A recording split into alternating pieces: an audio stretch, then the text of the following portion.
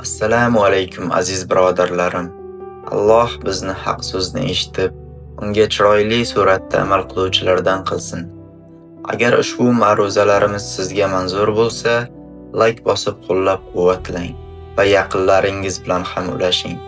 Zero haq so'zning tarqalishiga sabab bo'lish ham bir savobdir. Alloh qalblarimizni haq yo'lda sobit qilsin. Bismillahirrahmanirrahim. Alhamdulillahi Rabbil alamin. Wassalatu wassalamu ala ashrafil mursalin va ala alihi va ashabihi ajma'in. Amma ba'd. Assalomu alaykum va rahmatullohi ta'ala va barakatuh. Tazkiyatun nafs darslaridan birodarlar yangi mavzuni boshlaymiz. Isor manzilati. Isor.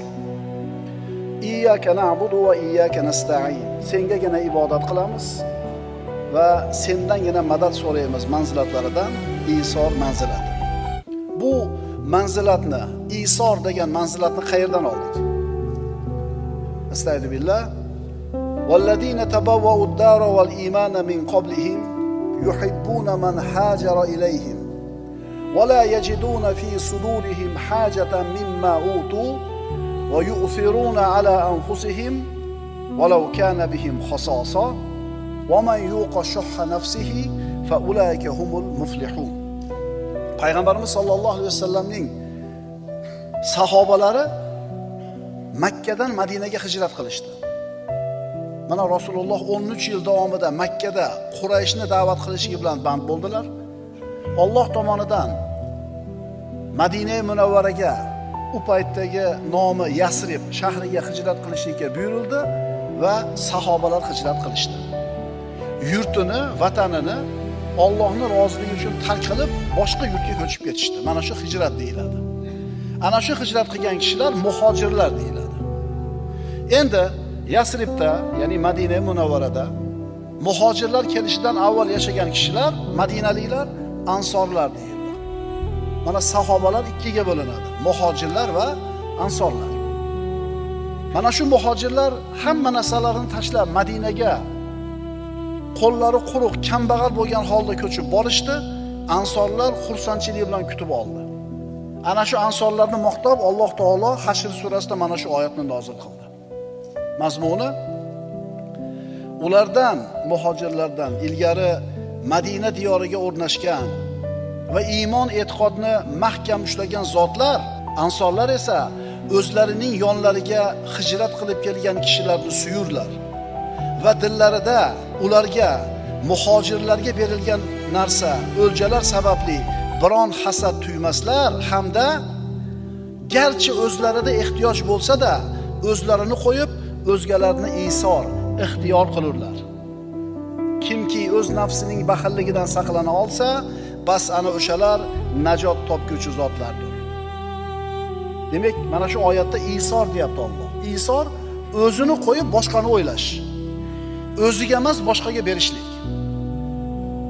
Isor saxiylik, saxovatdan balandroq bo'lgan sifat. O'ziga qolmasa ham boshqalarga beradi. Belgi va sifat. Albatta mo'min kishini belgisi bo'ladi. Belgi, sifat emas. Nima degani? Chunki o'nlagan sifatlar bitta belgiga qaytishi mumkin. Demak, belgi deyotganimizda biz sifatdan ko'ra kengroq narsani, chuqurroq narsani tushunamiz. Mo'minning belgilaridan bittasi, ana shu belgilardan bittasi isor. Banda garchi o'zida ehtiyoj bo'lsa ham o'zini qo'yib boshqalarni ixtiyor qilishi. Bu mo'minning sifati isor. Endi kofirning, fojirning, fosiqning belgisi nima bo'ladi? Xudbinlik, egoizm. Bunaqa xudbin odamlar o'zlarining hayotini boshqalarning o'limini ustiga quradi. O'zlarining boy badavlat hayotini boshqalarni qashshoq qilishlik ustiga quradi. O'zlarining xotirjamliklarini boshqa xalqlarni qo'rquvini ustiga qurishadi. U yurtlarni farovon, to'kin bo'lishligi boshqa kambag'al mamlakatlarni yana ham qashshoq qilishligi ustiga qurilgan. Mo'min esa buni tamomiy aksi bo'ladi. Uni eng ko'zga ko'ringan eng asosiy belgilaridan bittasi, xususiyatlaridan bu isor. O'zidan avval boshqalarni o'ylaydi. Demak, isor saxiylikdan ustunroq sifat. O'ziga qolmasa ham boshqalarga beradi. Mana Alloh azza va jalla ansorlarni, Madina ahlini maqtab va yu'siruna ala anfusihim walau kana bihim khasasa. Garchi o'zlarida ehtiyoj bo'lsa ham o'zlarini qo'yib, o'zgalarni isor ixtiyor qiladilar.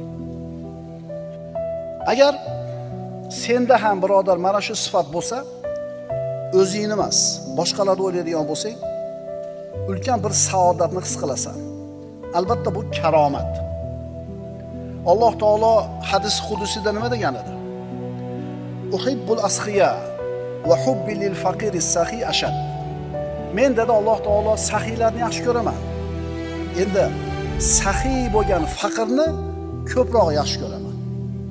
O'zi faqir, lekin saxovati bor. Hamma sahiyni Alloh yaxshi ko'radi, ammo kambag'al bo'lib turib sahiylik qilayotganni ko'proq yaxshi ko'radi. Uhibbul kurama va hubbi lil faqiril karim ashad.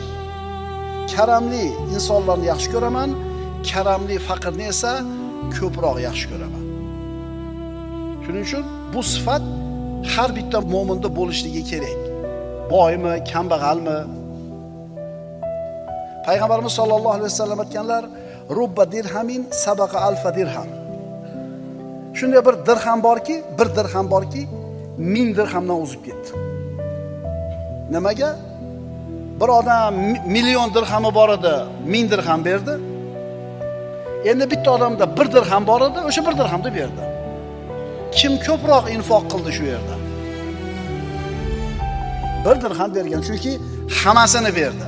Shuning uchun aytyapmiz-da, boy $10,000 ehson qilib turib 10,000 ta savob olsa, kambag'al $2 ehson qiladi, o'sha 10,000 tadan ko'proq savobni oladi. Chunki bor yo'q $2 bor edi sho'ntagida. Ma'qulmi? Bizda saxovat, xayr ehson desa, hali puli yo'q odam o'tiraveradi. Menga daxli yo'q buni deydi.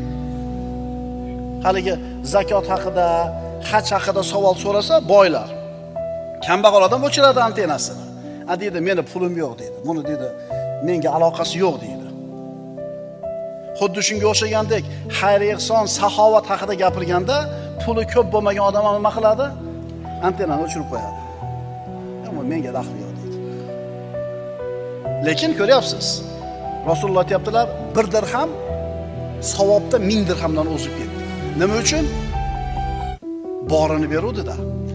Demak, o'zlarini qo'yib, o'zgalarni ixtiyor qiladi, isor qiladi. Ularni mana shu isorini ziyoda qiladigan yana bitta xususiyat bor. Oyatda davomini qarang-da. Va yusiruna ala anfusihim walau kana bihim khasasa. O'zi muhtoj bo'lib turib ham boshqalarni ixtiyor qiladi. Davomini qarang. Va man yuqashuha nafsihi fa ulaika humul muflihun. Shu oyatning davomi. Kimki o'z nafsining baxilligidan saqlana olsa, bas ana o'shalar najot topuvchi zotlardir. Demak, isorni qarshisida baxillik turadi. Isor uni qarshisida baxillik turadi. Agar inson mo'min bo'lsa, isor qiladi. Agar mo'min bo'lmasa, baxillik qiladi. Baxil kishi shu darajada baxilki, o'zidagi narsa emas, boshqalardagi narsani ham qizg'anib baxillik qiladi. Hatto birov infoq qilayotgan bo'lsa, qilaverasizmi deydi. Qo'y o'zingni ham tursin, o'zingga kerak bo'lib qoladi. Jinnimisan deydi. O'zidagi emas, birovdagi narsaga ham baxillik qiladi. Endi o'zida bo'lib qolsa-mi? Yana ham baxilligi kuchayadi. Baxillik moddaparast insonning belgisi. Ichida ziqnalik, tashqarisida esa baxillik. Kim mana shu baxillikdan, ziqnalikdan qutulsa, najotga erishadi. Chunki Alloh aytdi: "Va man yuqashuha nafsihi fa ulaika humul muflihun." Kim o'z nafsining baxilligidan saqlana olsa, bas ana o'shalar najot topguchidirlar. Ziqna nafsning ishi baxillik, saxovatlik nafsning ishi isor. Mana baxillik, saxovat haqida, isor haqida. Payg'ambarimiz sollallohu alayhi vasallam aytadilar: iyyakum vash-shuh. Baxillikdan ehtiyot bo'linglar. Fa innama halaka man kana qablakum bish-shuh. Sizlardan avvalgi ummatlar baxillik sababli halokatga uchradilar. Amarahum bil bukhli fa bakhilu. Ularning nafslari ularni baxillikka buyurdi, bas baxillik qilishdi. Va amarahum bil qatiyati fa qata'u. Qarindosh urug'chilikni uzishlikka buyurdi, bas uzishdi. Va amarahum bil fujur fa fajaru. Ularni gunohlarga buyurdi, bas gunohlarni qildilar. Yana bir kar aytamiz. Asosiy belgi, sobit sifat bu Iso. Mo'min bo'lmaganlarning belgisi baxillik. Mo'min bandaning asosiy belgisi Iso. Abdulloh ibn Muborak aytadi. Mana endi biz ato qilishni, infoq qilishni, isol qilishni martabalarini ko'ramiz. Abdulloh ibn Muborak aytadi, nafsning odamlarning qo'lidagi narsalardan saxiy bo'lishligi nafsning infoq qilib saxiy bo'lishdan ko'ra afzal. Qaytaramiz. Nafsning odamlarning qo'lidagi narsalardan saxiy bo'lishligi, ya'ni ta'ma qilmasligi, nafsning infoq qilib saxiy bo'lishdan afzal. Ya'ni ikki xil saxovat aytilyapti bu yerda. Bir nafs infoq ihson qiladi, bu bitta saxiylik turi. Yana bir nafs odamlardan ta'ma qilmaydi. Odamlarning qo'lidagi narsaga qaramaydi. Mana shu ikkinchisi birinchisidan ustun bo'lar ekan. Nafsning odamlarning qo'lidagi narsalardan saxiy bo'lishligi nafsning infoq qilib saxiy bo'lishdan afzaldir. Infoq qilib saxiy bo'lyapsiz. Odamlarning qo'liga qaramasdan saxiy bo'lyapsiz. Birinchisi hammani qo'lida bo'lmasligi mumkin. Ya'ni hech narsa yo'q bergani, lekin ikkinchisi hammaning imkoniyatida bor. Kutmang, ta'ma qilmang. Atoga taalluqli 3 martaba bor. Birinchisi isor, ikkinchisi saxiylik, uchinchisi al-jud. Qaytaramiz. Birinchi martabasi isor, ikkinchisi saxiylik, uchinchisi al-jud. Birinchisi isor, eng oliy martaba. Ko'p ato qilib, o'ziga ozgina qoldiradi. Bu isor. Ikkinchi martaba saxiylik, ozgina ato qilib o'ziga ko'p olib qoladi. Bu saxiylik. Endi al-jud, berganingiz ham, olib qolganingiz ham teng bo'lsa. O'zingga ozgina qoldirib ko'p ato qilsang isor, o'zingga ko'p qoldirib ozgina ato qilsang saxovat, berganing ham, qoldirganing ham teng bo'lsa, al-jud bo'ladi. Anas ibn Malik roziyallohu anhudan anna rajulan min al-ansar qala ya Rasululloh ala tastamiluni kama istamalta fulana. Ansorlardan bir kishi kelib Rasulullohdan mansab so'radi. Ya Rasululloh dedi. Falonchini mansabga tayinlanganingizdek meni ham bironta bir mansabga tayinlamaysizmi dedi. Mansab so'radi. Rasululloh unga satalqawna ba'di atharatan fasbiru hatta talqawni ala al-hawz dedilar. Mendan keyin xudbinlikka duch kelasizlar. Atharatan, egoizm, faqat o'zini o'ylashlik. Bu odam ham o'zini o'ylayapti-da. Men ham biror joyga bir xo'jayin bo'lay. Menga ham biror mansab bering. Bas dedilar Rasululloh. Qiyomat kunida hovuz oldida menga yo'liqquningizcha sabr qilinglar. Ya'ni mendan keyin shunday zamonlar bo'ladi, shunday odamlarni ko'rasizlar, sizlarga emas boshqalarga beradi ular. Sizlarga bermagan mol mansabni boshqalarga beradi. Vazifaga, valilikka boshqalarni tayinlashadi. Mana shu holatda dunyo matohiga bo'lgan musobaqadan kim o'zarlikdan salomat bo'linglarda, o'zingizlarga dunyoda yetadigan narsalarga sabr qilinglar. Shunday qilsanglar, qiyomat kunida ajrlaringlarni Allohdan komil suratda olasizlar. Birodarlar, qiyomat bo'lganda inson ikkita odamning ustida rahbar bo'lganiga pushaymon yeydi. Ikkita odamning ustida hakamlik, qozilik qilganiga pushaymon yeydi, agar adolat qilmagan bo'lsa. Endi ne zamonlarda yashayapmizki, ana shu qiyomatdagi mas'uliyati katta bo'lgan mansabga kurashib, urushib, birovni tagiga suv qo'yib, tuhmat qilib, ustidan yozib, o'sha kursini mansabda egallashga harakat qiladi. Xudbinlik, egoizm. Inson mana shu isor va xudbinlik orasida bo'ladi. Mo'min banda doimiy suratda Allohning roziligini umid qiladi. Uni roziligini birinchi o'ringa qo'yadi. Boshqalarni o'ylab, boshqalarni isor qilar ekan, shu bilan Allohning rizosiga yetmoqchi bo'ladi. Bu uni yo'li.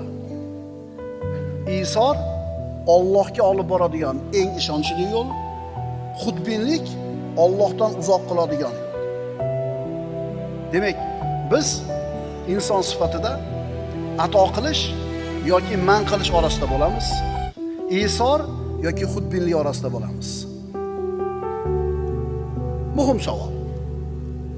Sen birodar dunyo ahlidanmisan yo oxirat ahlidanmisan? Albatta oxirat ahlidanman deysan. Diqqat qil. Qara, seni ko'proq nima xursand qiladi? Berishmi, olishmi? Seni nima xursand qiladi ko'proq? Ato qilishmi yoki olishmi? Agar berish, ato qilishlik seni xursand qiladigan bo'lsa, sen oxirat ahlidansan. Yo'q, faqat olishgina seni xursand qilayotgan bo'lsa, sen dunyo ahlidansan. Ikkita asosiy sifat. Odamlar orasida keng tarqalgan ikki yo'l. Demak, sen yo dunyo ahlisan, yo oxirat ahlisan.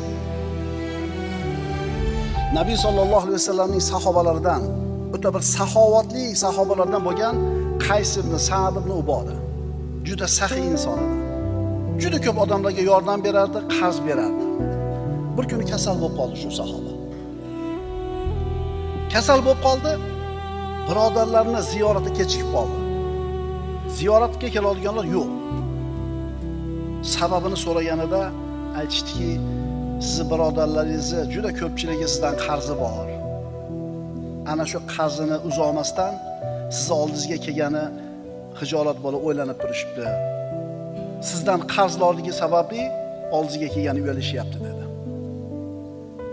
Shunda Qays roziyallohu anhu aytdiki, birodarlarni kelishidan to'sgan molni Alloh xor qilsin. Kimni Qaysdan qarzi bor bo'lsa, bas, u qarz yo'q deb e'lon qilinglardi. E'lon qilishdi. Qays ibn Sa'ddan kimni qarz bo'lsa, Qays kechibdi roziyallohu anhu. Qarzinglar yo'q dedi. Shunday qilindi. Shu kunni kechiktirmasdan ziyoratchilarning ko'pligidan uyning eshigi sinib ketishlikka yaqin bo'ldi. Birodarlar, mo'min kishining belgisi bu isor.